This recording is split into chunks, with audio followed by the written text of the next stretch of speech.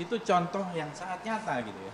Bagaimana di satu sisi orang dilarang mudik, tapi ini ada dari Wuhan bisa charter dan katanya bisa tiap minggu ya oleh sebuah perusahaan penerbangan gitu. Menurut saya ini sangat berbahaya karena apalagi ini dari tempat asal muasal virus itu kan dari Wuhan. Gitu. Pemerintah memberlakukan larangan mudik lebaran pada 6-17 Mei tahun 2021. Semua perjalanan dilarang, kecuali perjalanan dengan kebutuhan penting. Namun, di saat mudik dilarang dan hampir semua akses dibatasi, justru WNA dapat leluasa masuk. Seperti, kehadiran puluhan tenaga kerja asing asal China melalui Bandar Udara Soekarno-Hatta, Selasa, tanggal 4 Mei tahun 2021, kemarin. Pengamat menilai, pemerintah tak konsisten dalam menerapkan kebijakannya. Menanggapi hal tersebut, pengamat kebijakan publik Gabriel Lele meminta, agar pemerintah menunjukkan konsistensinya dalam menetapkan kebijakan. Pemerintah dituntut untuk konsisten terkait kebijakannya. Jika untuk lalu lintas domestik sudah diberlakukan peniadaan dan pengetatan mudik, maka hal yang sama untuk lalu lintas internasional, kata Gabriel saat dihubungi, Jumat, tanggal 7 Mei tahun 2021.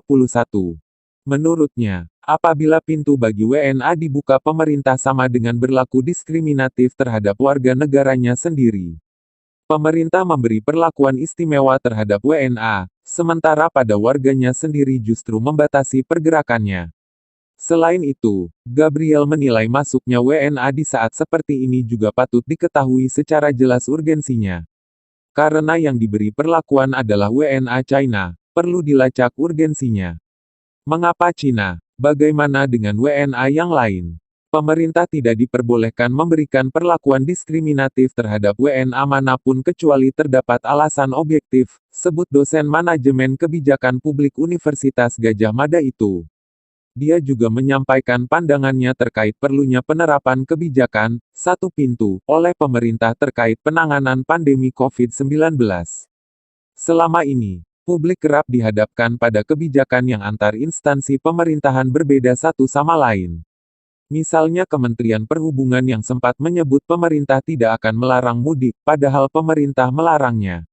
Atau pernyataan Wakil Presiden Ma'ruf Amin yang meminta adanya dispensasi bagi para santri agar bisa kembali ke keluarga di saat Lebaran, yang kontradiktif dengan ketetapan pemerintah untuk melarang semua masyarakat melakukan kegiatan mudik Lebaran.